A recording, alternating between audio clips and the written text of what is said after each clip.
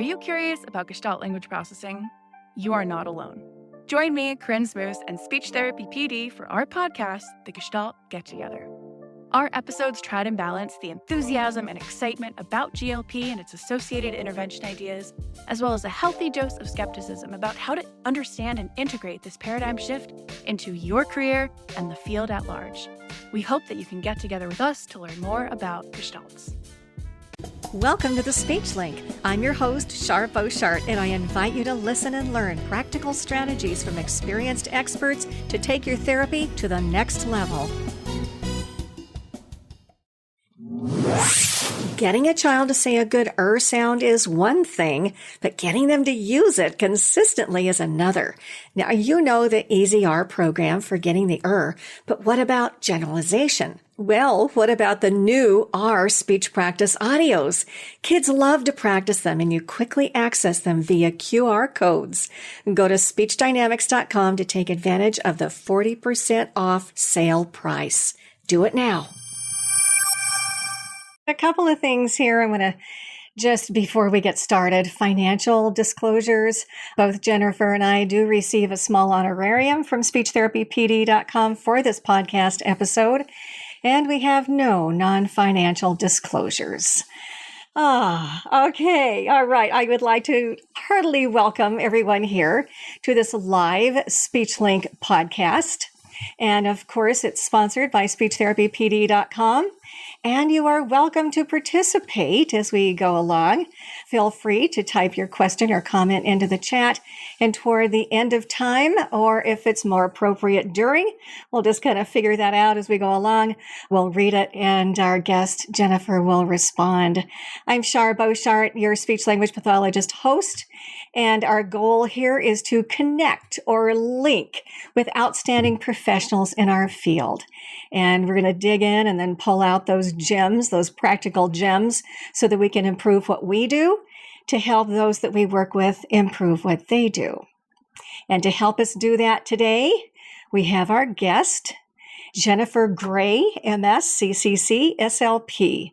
She earned her bachelor's and master's degrees in speech-language pathology from Northern Arizona University, then studied 2 years post-grad at the University of Louisiana at Lafayette.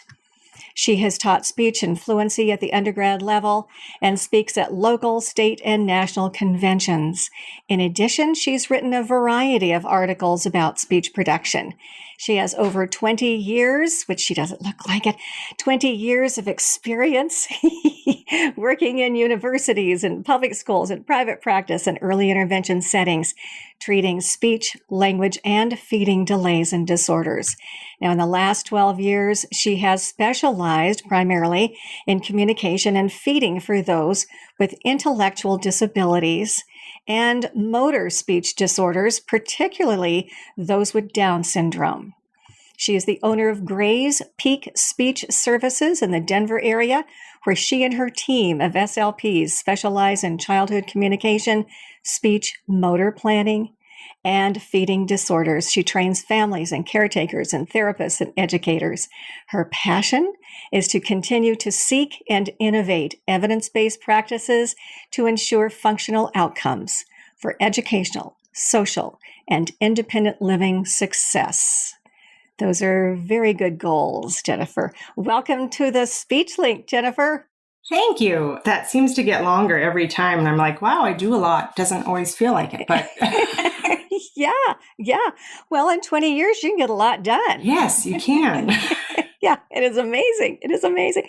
Well, I'm just so excited that you're here, and you are talking with us today about individuals, basically toddlers to adults with Down syndrome, and you're going to talk with us about speech clarity and probably a few other things too. Now, I happen to really I love this topic. I really enjoy working with individuals with Down syndrome, and I can't wait to hear and to learn from you. And you and I have talked a couple of times, and this seems like a favorite topic of yours. But just briefly, just to get us started, how did this come about in your life? Yeah, I think we kind of all have a similar story where we started somewhere that we didn't end up, or it kind of comes full circle. And so it's kind of done that for me, where I really fell in love with fluency. And that was what prompted me to go to graduate school. And I had every intention of staying there. But life has, its own little things that it throws at you. And so I was able to kind of go and needed to get a job for the first time after being in college for, 7.5 years, almost 8 years. And as a part of that, I ended up having several different jobs, working in the schools, working in very poor areas, kind of on the border, on the Indian reservations. And so I kind of had enough of that frustration with not necessarily the people I was working with, but how well I could do my job. And so from there, I ended up doing some work with oral motor and feeding, having no idea and no training background at all about what that was like. But I did have that motor speech piece where I never really fell in love with language other than literacy. So I guess I sort of did. I was really intrigued by how children learn to read and how that helped speech. But really, I was kind of a speechy, but not an artic speechy. So I didn't know that at the time. But when I found feeding and oral motor at the time, this is back when it just started to be a not good thing in our field. But not knowing that, I kind of learned really quickly what it was and what the research was doing with it at that time. And then the feeding piece and how it all kind of rolled into speech. So it was really about 2.5 years where I probably learned more in that 2.5 years than I have since. And what that did was it drew a certain population. And that population just happened to be people with cerebral palsy, autism, Down syndrome. And at the time, it was sort of at the beginning of childhood apraxia of speech, which I had learned nothing about. And so I was really kind of having fun, but also scared at the same time because I didn't learn a lot of this and I had to learn it with families and with clients. And I just happened to have some good mentors at the time. And then I kind of went my own way. And when I did that, I started in early intervention, but still had enough of that new knowledge plus my knowledge of research. And so quickly, I kind of ended up in private practice doing early intervention in Colorado. And then over time, started to draw families with Down syndrome. And so I kind of stayed there. And I ended up not picking it necessarily. It almost picked me, but I was doing something right. Parents were coming to me saying, "Oh my gosh, why didn't I know this? I wish I could have done this earlier." And then I was hearing all these stories about what they didn't have. And this is at all ages, but mostly the little ones. And I slowly learned that what I was doing was not what other people were doing at all. We were so language heavy in our field at that time that we really focused on, making the environment better and scaffolding and providing rich language environments, which is wonderful, but it didn't help our kids with motor speech disorders. And that's what I was seeing from very young ages from the oral motor feeding side. And so kind of word of mouth got out there that I was doing some of this stuff with children with Down syndrome. And then that just took me to now where that's all I do. And because not only was no one else doing what I was doing, there was nothing to read. There was nothing to find. There was nothing to point me in the direction I should go. And so I had to figure it out. And obviously, when that happens, you end up learning and liking the learning that you're doing because you're not being told to do it. At least my personality worked that way. Yeah. And so I had this freedom in a way because I didn't have a boss to try. Like, gosh, I read this, I'm going to try that. I read this, I'm going to try that. And just over the years, I was able to keep the things that worked and get rid of the things that didn't. So that's kind of the watered down version of how I got here. Was this around the mid 2000s, like 2005, 2006, 2007? Exactly, yes. Around 2007, that was the big piece of it there. And then I came out of it in 2008 and was still in it, but not the level that you were probably still in it, or that Sarah Rosenfeld Johnson was in it, and Diane Barr and all these people that were, really, Pam. You guys, Pam, yep, you guys were all in that same group, and I was kind of the little one coming up underneath you. No, that's good. That's good. That's so we all know how, that was so stressful, but there were some good things, and now we're kind of seeing that now, which is, it's getting fun again. Good, good. Well, and the bottom line is that we as therapists need to focus on who we're working with and doing the best therapy instruction that we can to help them. That's the whole enchilada. That's what we need to do. So I'm so anxious to hear what you do. So we're going to get into that. But I know that you talk about speech clarity. And I know the obvious answer to this, but I'm thinking there's probably some responses there that are not necessarily obvious.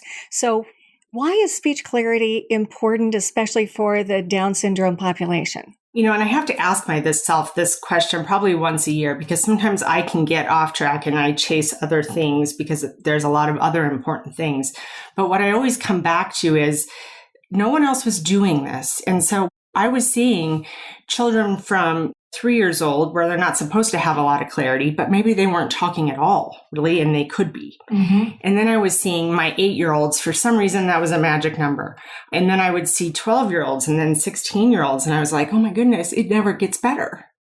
And this is something that parents complain about the whole time. Every therapist they go to, they want clearer speech. But rarely do we do that, right? Because we have that rich language background, or we're working in the schools and we have all those language goals. And we forget, just like you said, to look at how that person learns, figuring out what they might need to get better language skills, and then to be able to tell us what they know. So the speech clarity for me, the simplest answer is, can they tell me what they know and I understand it? And oftentimes that's the crux of the problem. From 2 years old to 30 years old, parents ask for the same thing. And we just aren't working on it. And I think I'm trying to get that out more and more now. And we're starting to see some more of that. And really, Apraxia kind of changed that. It really kind of forced us back to the original where we started, which was speech, right? And so that is changing, but that also threw another wrench in there. How do we do both? How do we work on this motor planning thing that's so wacky and there's no rules and we like rules? Plus all the other speech stuff that we were seeing with these kids, because they can have everything at the same time. We can have our tic problems, phonology problems, motor planning problems, oral motor issues, voice, resonant, fluency. So as we kind of follow this snowball gets so big, but we're really not working on the snowball at all. We're kind of going around it. And so I've decided through my writing and speaking that that's where I'm going to stay. Not only do I love it, and I'm always tempted to go other directions, and I do, but what is it about this population that this remains so hard? And what can we do at certain ages, or just in general? How do we get better? Because we are not viewed well in this population for good measure. And even it's kind of affecting insurance now, just as a quick side, but it'll kind of come back, is I'm getting denials from insurances sometimes because this child is 16 and you've seen them, or they've had speech therapy since they were 2. And now you want 2 or 3 sessions a week? No, we don't want to give you that, right? And we can repeal it and we can get some of that done, but we haven't done a good job. And so what I've tried to do more recently is to tell other therapists these things. How can we look at this? And you can keep your goals too, because the last thing we know that never works is, especially in the schools, is to give that therapist more things to work on and more ways that that's supposed to be incorporated. And that group specifically is so overwhelmed. So that's kind of my new goal for trying to reach out to SLPs and not just families, kind of where I started. And that was in your private practice. Yes. So this is through early intervention, and then my private practice is the speaking side. So you've had good success through the years with those early intervention kids and the preschoolers and early elementary? Yes. Yeah. Good. That's very exciting. That's very just getting them ready to do what we need them to do and to use their voices. And that's a big piece. We're going to take this step by step.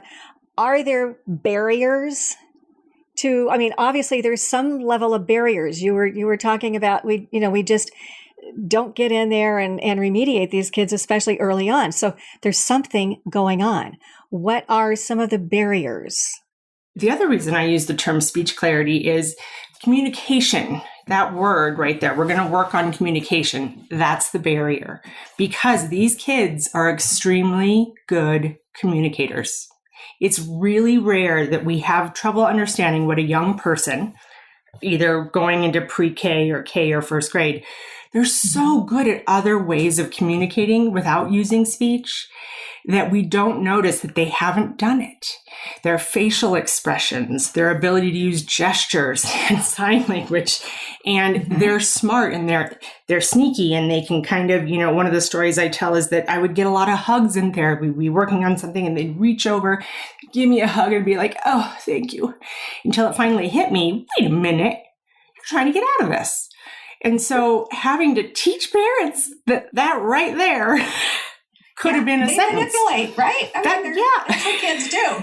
Or they make a funny sound and the parents are like, okay, I'll change it. And the parents know exactly what they want without them ever having to use a word. And so that's a big piece of what I do in the beginning. But, as a parent, I could say this to someone else that's not my child. But when I became a parent, it obviously was like, oh, I get it now. And so how do we help parents realize that speech is different than communication, and it has to be practiced with extreme repetition? So I would say that those two things are the kind of the biggest early barriers to speech. So are you saying that our Down kids are communicating, and that we need to focus on their communication style? Yeah, and making it a little bit more the way it needs to be. Can we make that funny squeak sound at school and everyone knows what I mean? Can I pull my neighbor's hair because I want them to play with me, but I also have some sensory needs, and so that's just what I do? How do we early on help children understand that they can do it differently, that they can do it better? So instead of that sound, that growl one, that one's pretty common with kids. Usually the growl means no. Right. Okay. But the other piece is knowing why they're doing it. Okay, well, they're doing this communication. I know exactly what they mean. What should they do instead? And oftentimes it can be using a sign if they're not doing that. So you kind of have to go. It's not that we don't use sign language or AAC. We use all sorts of ways to get children to communicate. But I have to constantly remember that, hey, we can use our speech too, because by the time, if we wait too long, that gets even harder and harder to start. And so I think that might be where we kind of derail a little bit, is hanging on to some of those alternate communication modes without also incorporating the speech piece and making that just kind of an expectation. Because we have seen kids who can do that really well when it's required. And obviously it needs to be required every day, not just, at a couple sessions a week. Now, we have a couple of comments here. And yeah, so I was kind of going to get to some of this. So there's a big medical piece here, right? Okay. And I've started to talk a lot about this in my courses, because our kids, they don't just have this diagnosis. They have hearing loss. The motor speech issues are big enough that it affects communication. It affects their ability to voice.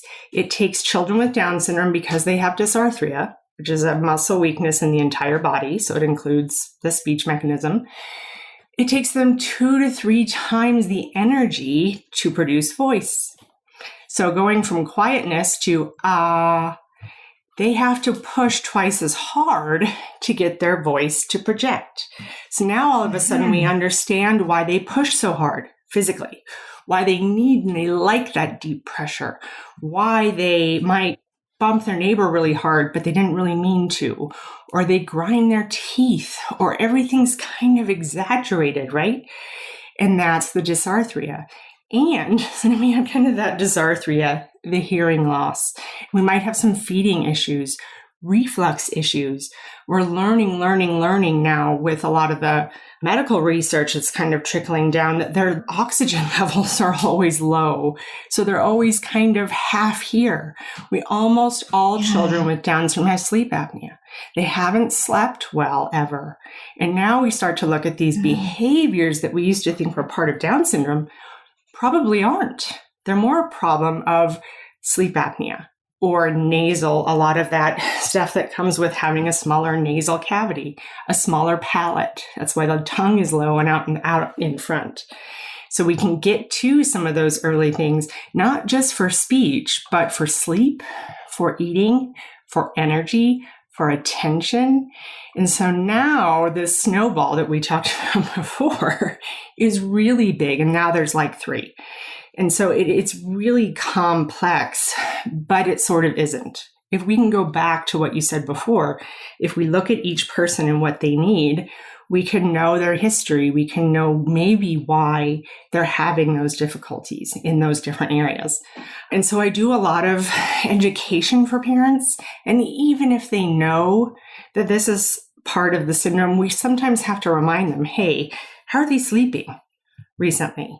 Kind of a big topic now is the tethered oral tissue. Is that going on?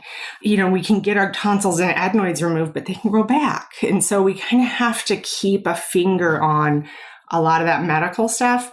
And if we can remember that that's there, we'll then be able to better problem solve what that child needs to reach that goal. So I saw some of the comments that were based on hearing. There was oral motor. Yeah, and hearing fluctuates, right? We could do a whole hour just on hearing. So a lot of parents will say, oh, yeah, his hearing's fine. He was just checked. But they may not have had great hearing. And we don't know, because along with dysarthria comes that high pain tolerance, some people call it, or lower registration. So pain, they're used to pain. They're used to not feeling good. And so we often don't realize they've had a hearing loss, or we go to the doctor and we're like, oh, we have a perforated eardrum, or we have some other type of hearing loss that we just didn't think about because we assumed it was conductive. So depending on kind of where you live, we're good at catching those things, but we have to remember it fluctuates. It comes and it goes, even as they age, because their ears are smaller. The canals are smaller and they're windier. So the fluid doesn't drain necessarily that would for you and me. So a child who has a simple allergy or tiny cold, that's going to affect their resonance, obviously, but it's going to affect their eating, their sleeping, because they're almost going to gasp for air because they can't necessarily modulate airflow well. But the breathing, chewing, swallowing thing is tough, or running from here to mom is tough. It's no wonder that these kids have shorter MLUs, which we used to think was a language problem, right? A lot of the time it's an air problem. And how do I modulate? Respiratory. Right. So respiratory and the oral motor piece. How do I modulate the exhale of air so that I can say about 12 to 15 words at a time like I'm doing right now? Our kids can't do that. They don't have the feedback in their bodies to do that. And so oftentimes they throw, Mom, now, go. And after every word or 2 words, they have to take a breath. And so that's really going to disrupt our ability to say more words at a time. And that rhythm of speech, they kind of don't have. They kind of have their own accents, if you will. And then that further impacts their intelligibility in connected speech. So it kind of, I can see your face, the eyes get big.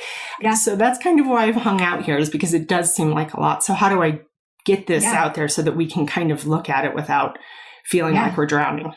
Yeah, well, it's comprehensive. Right. I mean, you just sort of, pick a body part and there's something going on. Yeah. I mean, respiratory is a huge issue. Now, you talked about respiration. Is it the lungs, literally?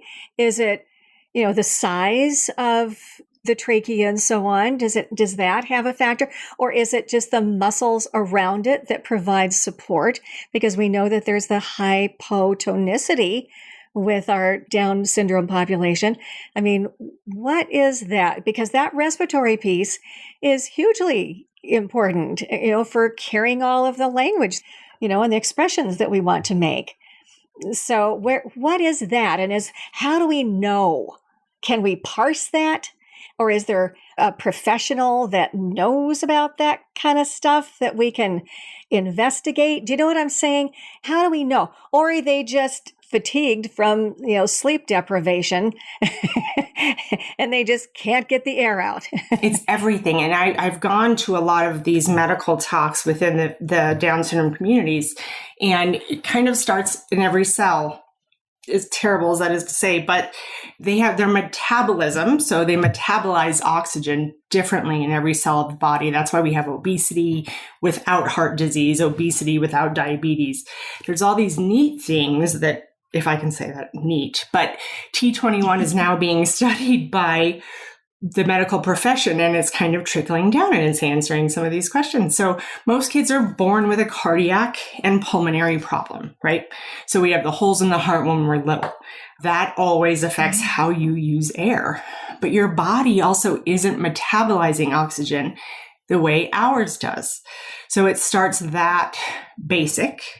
And depending on how health progresses in terms of getting colds, RSV, why COVID was so scary for this group, or is so scary. What's for RSV? This group. RSV? Respiratory, I'm going to go blank now because I don't have it exactly, but it's a common viral infection that kids get in the lungs when they're little, like whooping cough. Some of those that are, we know they're serious, but they're not huge. But they can go through a lot of this when they're tiny. And so depending on how sick they were when they were little, a lot of our kids have higher incidences of leukemia, but their prognosis is extremely good compared to typical children without Down syndrome. Respiratory, thank you. Somebody just said it. Respiratory. It's a virus that a lot of kids get. It's a virus. Okay. But it can really be dangerous for our kids. And so what a simple cold, a simple respiratory virus can really, it's dangerous. And so a lot of our kids are on oxygen kind of from the time they come home or from the day they're born, even if they're born full term. I mean, there's a huge, you can read a lot about this stuff. In terms of someone to go to, I think if you know the medical history, these are some of the things that you want to ask in that first time, right? If it's not on your forms, I have, a list of things that I will ask to know the medical history. Do they have oxygen at night? You may not know this, but a lot of our kids have oxygen at night, or they have CPAP just to keep those levels up. A lot of families have the little finger or the foot monitor, the toe monitor at home so that they can keep track of that. Or you're going to notice if a child has a cold, a lot of our kids are really gooey. They're just kind of snotty and gooey from the beginning. And I think that the awareness has gotten better because I used to come into a lot of homes, or they would come to me and I'm like, whoo, we can't do much right now until we get this cleared up. I can't help this child with oral motor, feeding, or speech because they're always stuffy. They're always gooey. They can't breathe. So they can't even do this suck, swallow, breathe well, much less eating and feeding and learning and running in there. And so it really does kind of snowball to all of those elements. And then they start to get better. So when I started, I used to keep reading the same thing over and over again. They talk best, or they start talking, which isn't true, but that's how it's written, around 6 to 7 or 8 years of age. And I remember thinking, what in the world? That is so not true. I can get a kid to talk before the age of 1. What is this? Well, I think it just wasn't updated. I think that that's true because by the time they get to that age, a lot of that medical gunk is over. Teething. Yeah. Teething lasts a really long time. And they get their teeth in funny orders. They might get their molars first, which I always like because it kind of keeps the tongue away from the front of the mouth. But teething can last years, 5, 6 years of age. We're still dealing with teething and the drooling from teething and the pain and the throbbing. And so put that in there with reflux, which is extremely common. And reflux is common because it's muscle weakness.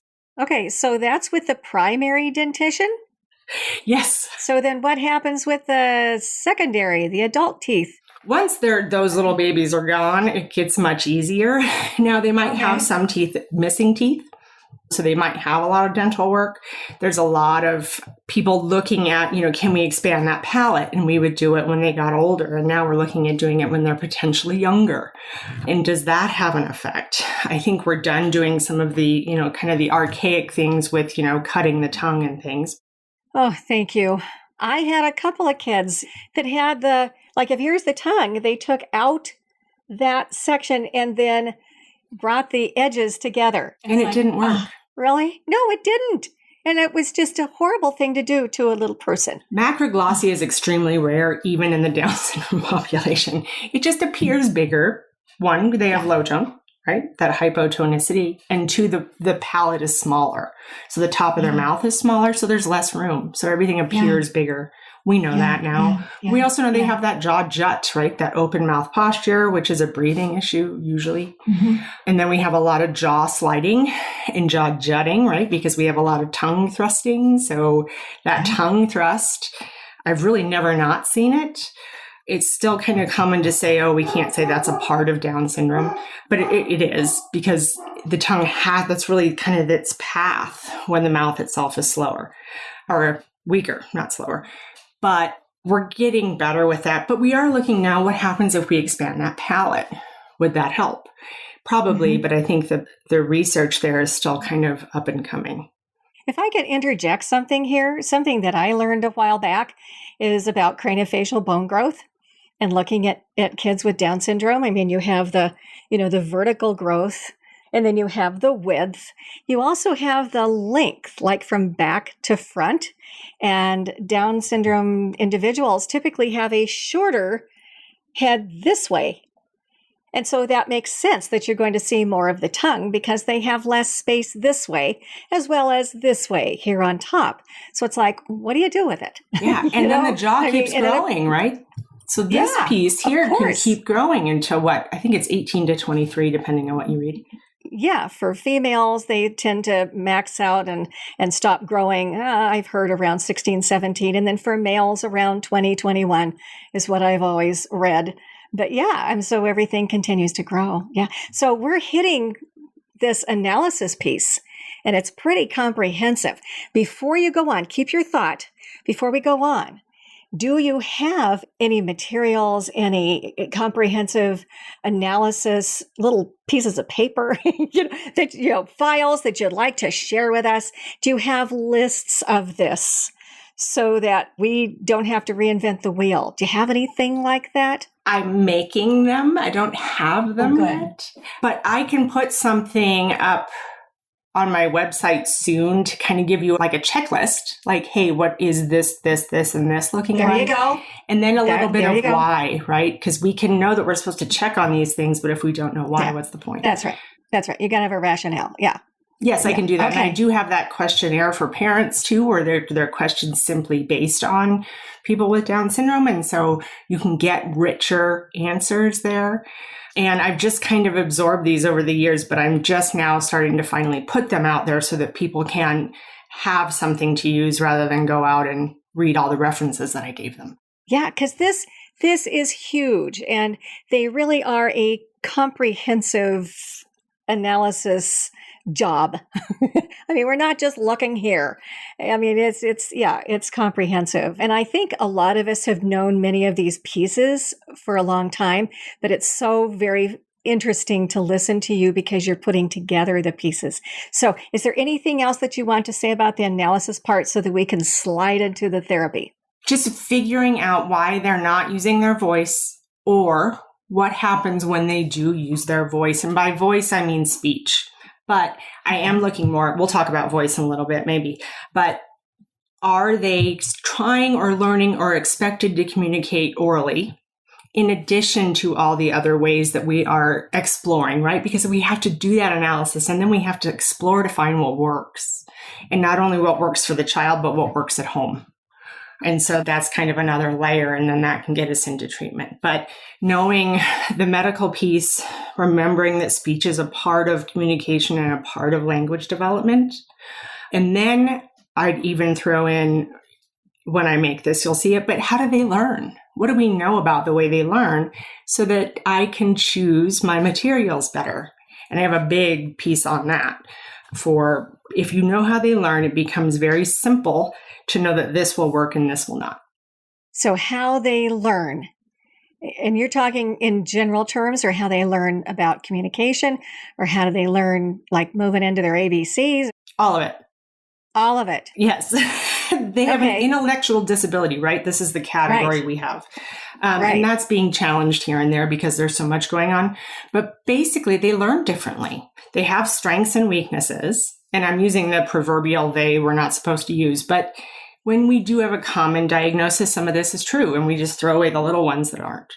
But in general, they learn best visually. So a lot of our little guys do terrible in kinder and first grade because most everything is auditory. All right, everybody, get your clean up, get your coat, line up at the door. And our kids go to the door, right? Yeah. Why is that? Yeah. Or they're not paying attention and now we got 504 plans and they hit their neighbor, right? But really, they don't learn well just with auditory information. And they have a heck of a time with executive functioning and short-term verbal memory. Mm-hmm. So all that language that was given auditorily, they just heard the last one or the first one or the word they like, right? Yeah. Or the one they know. Yeah. And so if you don't know that, you're going to assume the child can't attend and they have behavior problems. But that would be a mistake. Yeah. And that's usually what happens. Jennifer, we do have another question. You can probably see it. It says, if a kiddo is dealing with these respiratory, hearing, oxygen, etc. issues, do you delay therapy until it's better? No, you can't because it'll come back. It's a part of life for these kids. And oddly, they're used to it. I can't tell you how many times I've seen a kid be sick on top of going through treatments for leukemia. They're troopers. They really can power through in a way that maybe you and I couldn't. But we also have to remember they're doing that. And so in a way, they're almost bilingual or trilingual in terms of what they have to manage to communicate. But don't wait. We know this from early intervention. Waiting is about the worst thing we can do. Now, of course, if they're in the hospital, I've done therapy in hospitals through teletherapy. But what can the parent handle? Seeing you once a week, twice a week, 3 times a week isn't going to do much. Just isn't. So we have to train who they're with. If you can train who they're with, give them nuggets, give them very clear things to work on that are fairly simple, but the child needs to learn. Yes, you can, but you may not do what you would do with a child who was healthy at the same age with the same diagnosis. So yes, we can still continue to work with them. Okay. All right. Good.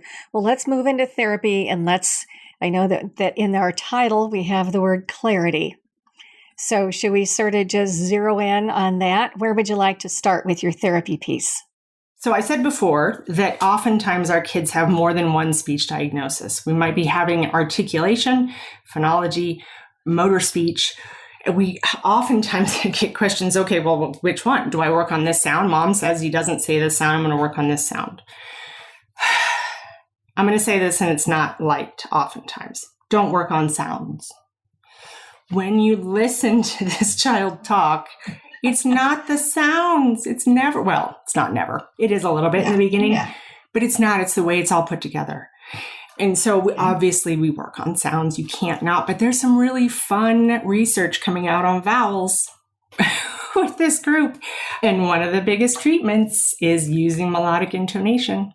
Right? Stretching our vowels out, right? We know that with motor speech, we have vowel problems.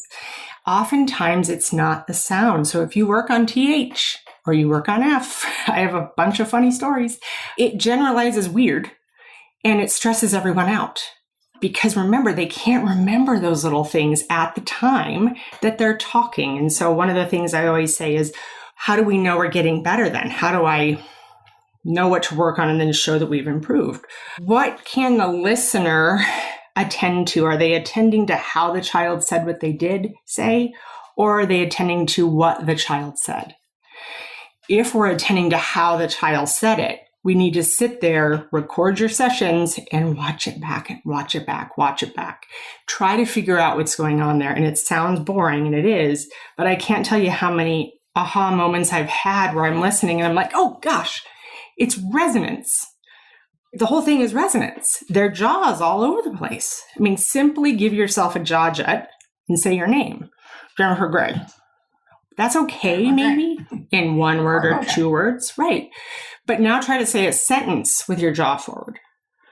and maybe have an odd S and an odd R and an odd TH, right? So we kind of have to listen to what's going on in the signal. We obviously, we'll separate things by syllables and by words, but how close can we get without working on sounds to having better intelligibility? And that's kind of where we want to start. So oftentimes we'll have little ones that can say all the words on the GFTA with a couple errors, right? And yet still don't have a clue what they're telling you outside of one word. And sometimes even one word is hard. So we got to look at those super segmental stuff. So here's where we get into voice, resonance, fluency, rate, pitch, loudness. They have really odd prosody. They don't time syllables right. It's so interesting. Yes. And so our barriers between syllables, our barriers between clusters, it's all goofy. And so they may say something with the accent in the wrong spot, and you're not going to have any idea. The only example I can think of really quick is a child who had family in Maryland, and it took me weeks to figure out what that word was because she said it is Merlin. And I'm thinking of the wizard the whole time. Yeah, that's who I think of, yeah. And then Mom finally told me Maryland. Well, if you've ever been to Maryland, they don't really say Maryland, right? We do, but it's different there. They kind of leave some of those consonants out. And so that tiny little shift in either devoicing or not stopping or stopping, plus that kind of odd prosody or rhythm, that's often more times what's going on. So we kind of have to pace them. If you change your voice purposefully by yelling, talking louder, whispering, singing, you cannot make weird mistakes. Intelligibility gets better because all of a sudden we're slowing down. You can't tell a kid to slow down. What does that mean? We have to slow down, and we have to sort of overemphasize what we say so it works. So one of the biggest things that we use in fluency is that melodic intonation. Well, if I sing it just a little bit, hi, my name is Jennifer. Why do we, it's always a bad example, but why do we talk to babies like that no matter where we're from? Because they pay attention. They like it. They attend. Our children with Down syndrome love music. Every parent on the planet is going to tell you that they love music. There's something in that kind of right side that makes them love that more than anything. Well, this works because it's music. And so they're almost immediately willing to kind of perk up and listen. But if I talk like that, I can't make all those errors I was making before. And they're really good at kind of copying you when you're not telling them to. So I've had parents tell me, I'm like, I don't really talk like that all day. And they're like, really? No, that's how we talk in therapy because it works. And so simply kind of knowing what they're good at, which is music, why the speech signal is wonky. Okay, it's a bunch of stuff. What would we use in a different area that might work? So melodic intonation is kind of a way to start. When we were in apraxia was coming through, we were, separating out all the syllables, and it worked, right? But it didn't work when we had to put them all back together because everything was chunked with the same stress. And so it really kind of hurt us down the line because stress and prosody, they're kind of messy in Down syndrome, and hearing loss being one of the main reasons for that. But also just how quickly or slowly they talk and use their voice. And without a ton of practice, this can't be mastered. And so that practice piece, we kind of go back to that idea of drill versus meaning and drill versus meaning. But there's ways to do both. But we need a lot of repetition of that same thing. This is also what motor speech gave us, right? All of a sudden, we knew that saying it 3 times helped. And so now we say it 3 times and we kind of move on to the next thing we're going to say 3 times. And then we can kind of master that and that feeling of speech. They don't know what it feels like. They don't know what their voice sounds like. And so that feedback loop that's so inhibited, the only way we can get that better is they need to talk more. How do we use speech more when they're not really good at it? We go to the second one. So if we're looking at the voice and the suprasegmentals, because our kids are visual learners, they can learn to read very, very young. They like pictures, so we can use PECS and AAC systems. But because I'm trying to stay on that speech side, reading works really well for me. And now we know that we can get very young children to read that have Down syndrome, assuming, we have all the right pieces. But reading it's basically a pacing board. It's a way to talk without having to retrieve information. So I can read, my name is Jennifer, and I can say it. My name is Jennifer. Easier than trying to remember the 2 words that come before my name. Wait, was it 3 words that come before my name? How am I supposed to say this? And so I just say my name, right? And then we go back and no, that's not what you're supposed to do. So if we have the idea of a pacing board, which comes from Libby Kuhlman, so your 3 circles, let's say, so telephone, you might have 3 circles for telephone, or I want more. Don't use that. Don't get mad at me for this one, but it just popped to my head for speed. But if I have 3 circles, I know I want more. I'm more likely to say I want more if I can see the circles. But if I can read, now imagine, I don't need circles. I just need words. There you go. And how is that going to help me down the line? Immensely at school, right? Mm-hmm. And so we have ways that we can teach them to talk, knowing that they have memory issues and that they're not good at listening, right? So knowing some of those things and then going after it. Really, if you come out of here and just know they have medical stuff you got to be aware of, trying to change how the voice is actually produced and how voice is produced. And then knowing that, hey, they're visual. So really, I should be using something that's visual, but also something that's interesting to them. So your worksheets, not very good, unless they're super simple. I think there's a lot of people that are thinking that worksheets may not be the way to go for a lot of kids. So as far as worksheets, you're talking about paper pencil kind of stuff. Yeah, the stuff that you would get from Super Duper that you've copied for the last 20 years of your life at the school. Yeah. But remember, visual stuff is good. So I was doing teletherapy before COVID. And so mostly just to get to people who couldn't get to specialists. But what we have learned through teletherapy and the materials that have come out now, what we can do over a screen is amazing. And so another thing that I'll do with my little ones, heck, I do it with all of them. But one of the first sessions I ever have will be pictures that I have the parents send me of their family. That child is going to talk and tell me about who's in those pictures before the silly pictures I picked off the internet from my Super Duper cards or whatever. They might like those, but I promise you, you're going to build interest and you're going to see language explode that you haven't seen before. And so we use real pictures and we talk about them and we show them pictures of them. And any child loves this, but particularly our kids with Down syndrome. And so there's little tricks there that we can use where we're just kind of replacing some of the things that we were using with something that we might know is more appealing, where we can get what we need quicker. Because we oftentimes, most people don't have the time I do to look at this because I only see Down syndrome. So you don't have to do a ton more to work these in, and they work for everyone, right? That's kind of what we learned with childhood apraxia of speech is, hey, that works for my ARTIC kids too. So it kind of bleeds over and it's not quite as scary. Okay, so you have a picture of an entire family, maybe separate one of mom, dad, brother, sister, and the dog. And what do you do with those? I steal from every other program I can find for children with Down syndrome or not with Down syndrome. So one of the first ones I ever saw were some of the Lakeshore learning materials with the books they have with your carrier phrases. So the carrier phrase starts the same and the picture changes, right? The noun changes. I see a dog. I see a tree. So we know we learn the I see ya as a music, right? But now it's my mom and my dad and me and my dog and my cup and my chair where I eat. And I'll usually drink, it's really a Shutterfly book.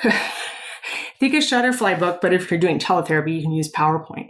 But having a carrier phrase was something that they're more interested in. So now I can build vocabulary. I can target sounds if I need to, but I'm also targeting modulating airflow so that I can work on melodic intonation. So now I'm working on, from day one, almost a 4 or 5 word sentence. And I don't really care how well they say it, but if they're trying and they're liking it, it's amazing.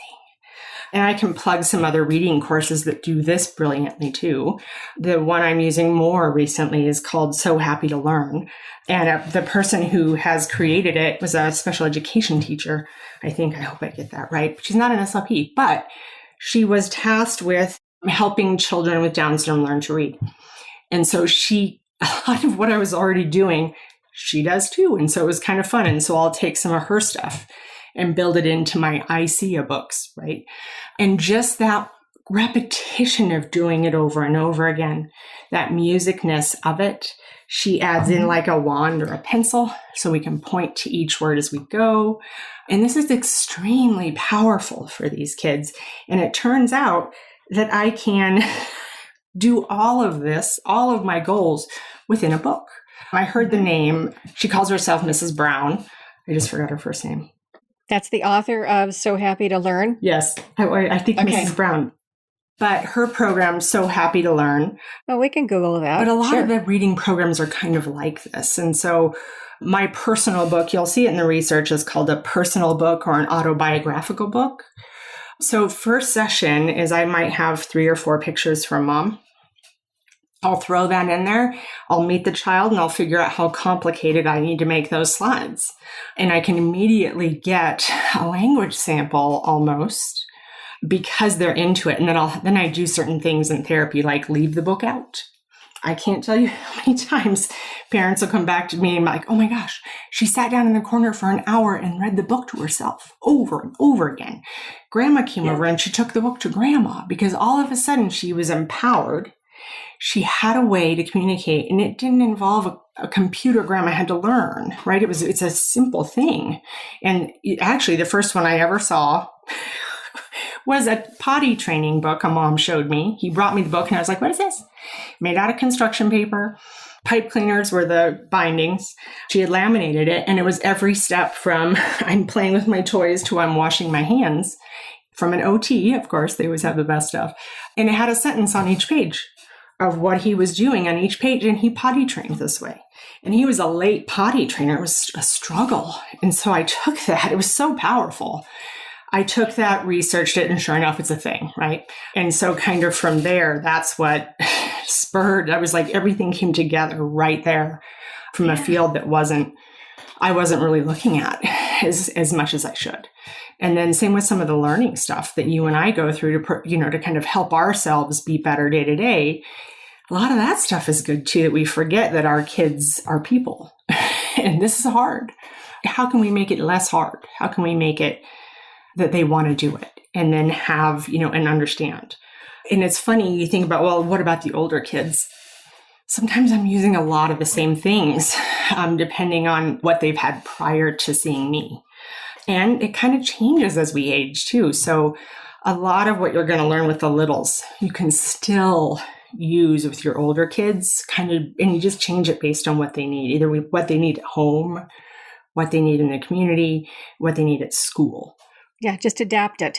And are they able to communicate what they know? Because this is the piece that people don't understand. They assume they don't know. And I can't tell you how many times parents are just like, the teacher came to me and said she doesn't know her colors. And I'm like, what? She does know her colors. But it was done in such a way that the child froze or hated it, right? But if you bring out your trains, he can tell you the color of every train and the number, maybe even the name. That was just an example that kind of came to me from a kid in my head. But they do know. We just don't always know how to access it. And so this is why your parents always say, he's so smart. I wish people knew he was so smart. Well, they don't know because we don't know how to access it quite as quickly as we want it. And our kids are funny, right? They're funny. And so when you hear that from a parent, it's very tempting to kind of roll your eyes and go, oh, but it's usually true. And we just have to explore it. Yeah. Well, Jennifer, give me one more quickie tip, trick, technique. Practice. This is a word that I'm really kind of attacking right now because I think I haven't made it clear enough that we have to practice speech a lot. Read out loud, answer questions out loud, practice out loud. Figure out what it is that's making that signal. Terry Brown, thank you. I just saw it. Terry Brown, thank you. Terry, I knew it was a simple practice. Find a way to practice where you're not going to get a lot of pushback. That's also easy to incorporate in your sessions at school, at home, etc. That's not very nice, but there's a bunch of stuff I'm putting out on the internet. I'm doing more courses, and so I go into a lot of these in more depth. Okay. I didn't catch the why it wasn't very nice. I'm sorry. What wasn't nice? It all sounded pretty good to me. To just say practice is kind of confusing. Oh, but no. And you're talking about repetitive practice. You're not talking about, let's just read the book once and move on. No. You're talking about repetitive practice, correct? Yes. And and Terry Brown, if you look up Terry Brown, her thing is teach, don't test. Try not asking a child a question tomorrow for 5 minutes. It's really hard. Yeah. That question thing is a whole thing that I have. It's like, why are we doing that? Do kids think that we're quizzing them? Which is not very nice, but at any rate. And questions are hard for this population. Extremely hard because their executive functioning stinks.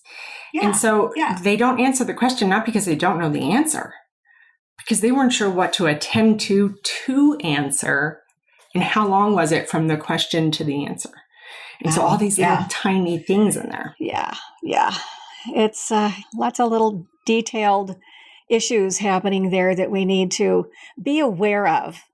And I don't know if we're going to remediate all of that, but you're talking about getting in and I'm going to say teach to their strengths. And then figure out how to get in there to make it meaningful to them. And you have to work on answering questions. So I think I haven't made that clear either. It's not that you don't ask questions. Our kids have to. That's the world. But how do we teach them to answer questions first and then start to quiz them instead of testing them first? We don't want to test them first. Let's give them the answer first, then see if they can answer the question.